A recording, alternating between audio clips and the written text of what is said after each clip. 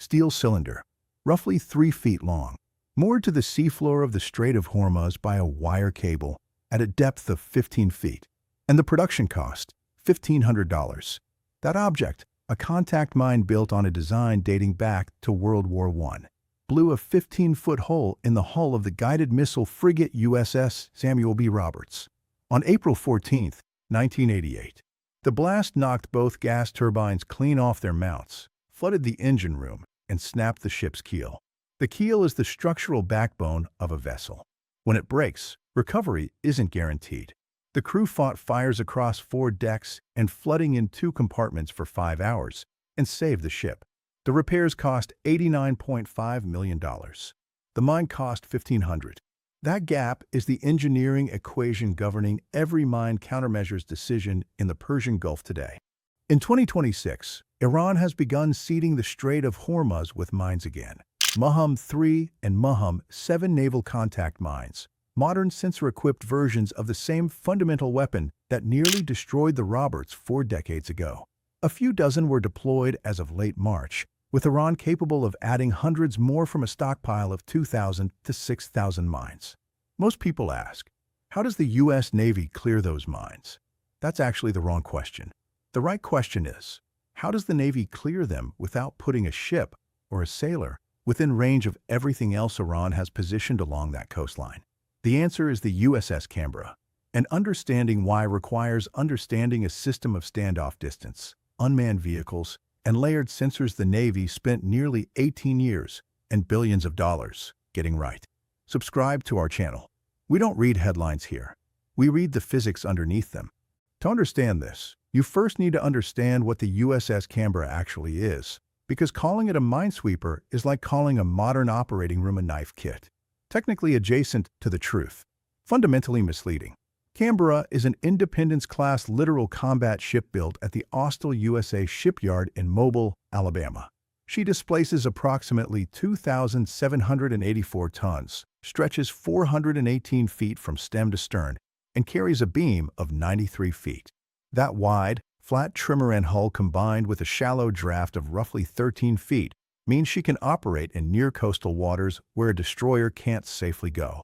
Her sprint speed is approximately 47 knots, roughly 54 miles per hour on open water. In March 2025, Canberra and her sister ship USS Santa Barbara deployed to Bahrain with the Mine Countermeasures mission package fully operational, the first time any ship had received this complete, integrated system after nearly 18 years of development. The package has 3 components. Each one is designed around the same principle: get the system into the minefield and keep the humans out of it. First is the Common Unmanned Surface Vessel, a 39-foot, semi-autonomous surface craft that tows a forward-looking sonar array to detect mines on the seafloor and in the water column.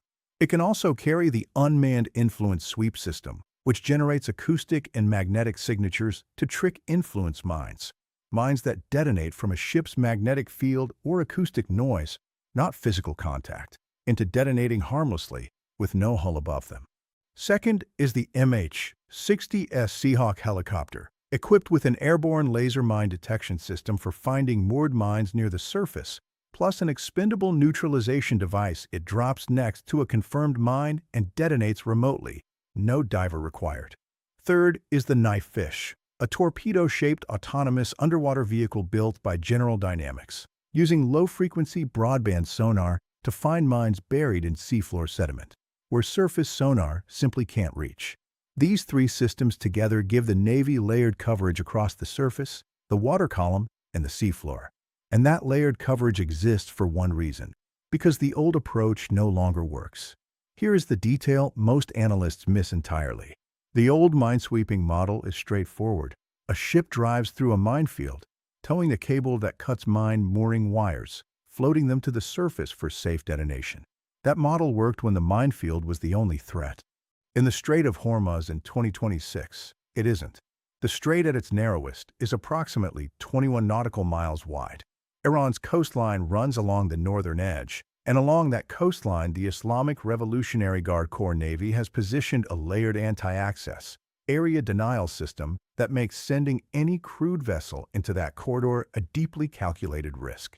At the outermost layer are Iran's Noor anti-ship cruise missiles, assessed range 120 to 170 kilometers, flying at sea-skimming altitude in the terminal phase, which compresses radar detection time and complicates interception.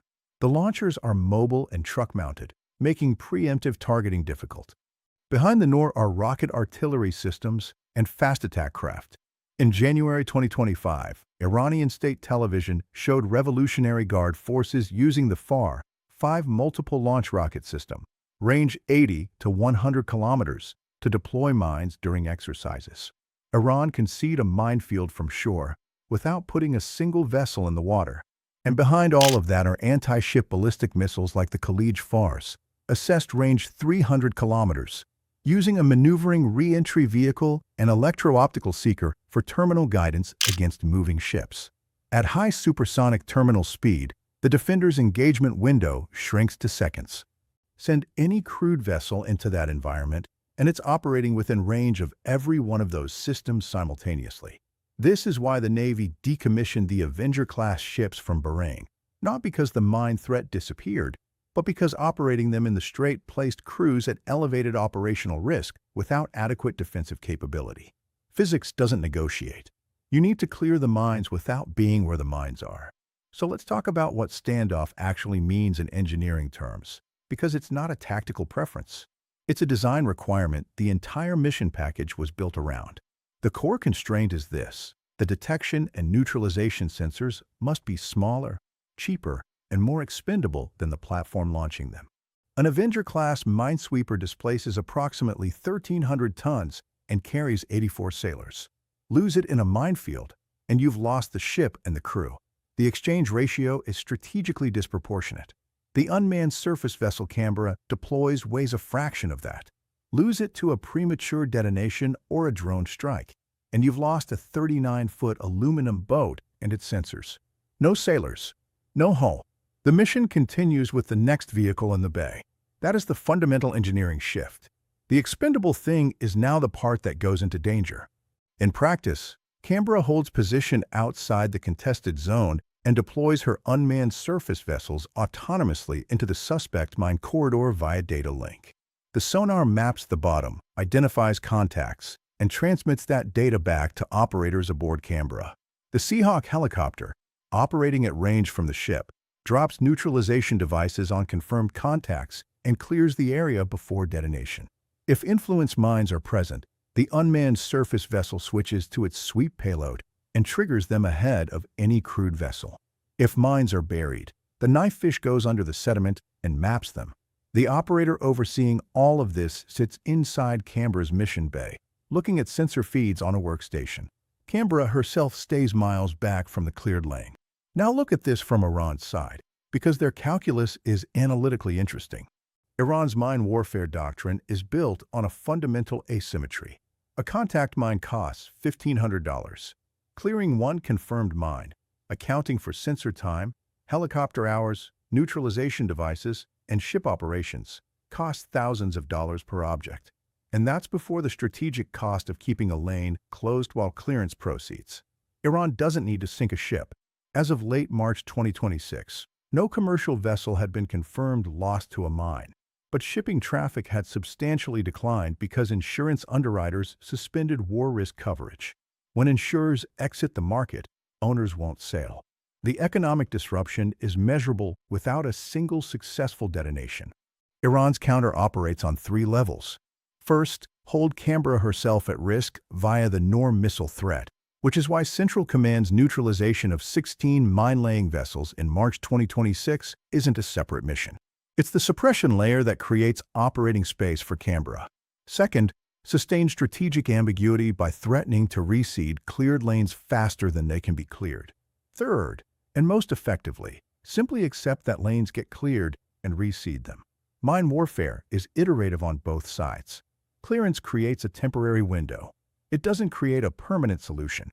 Here's the thing. The mission package is genuinely capable technology, but it's also genuinely new. Testing documented navigation failures in unmanned surface vessels that required towback to the host ship. If the crane deployment system develops a fault in the field, the surface mine countermeasures capability goes offline. There's limited maintenance redundancy in a 26-person crew. The towed sonar has documented performance limitations in turbid, sediment-heavy water, precisely the inshore Persian Gulf conditions where mines are most likely positioned. The knife fish addresses buried mines but operates slowly, and time is the strategic resource Iran is trying to consume. This is a real system under real constraints, not a comprehensive solution. But an imperfect system that keeps sailors out of minefields is better engineering than a proven system that places 84-person crews directly inside them.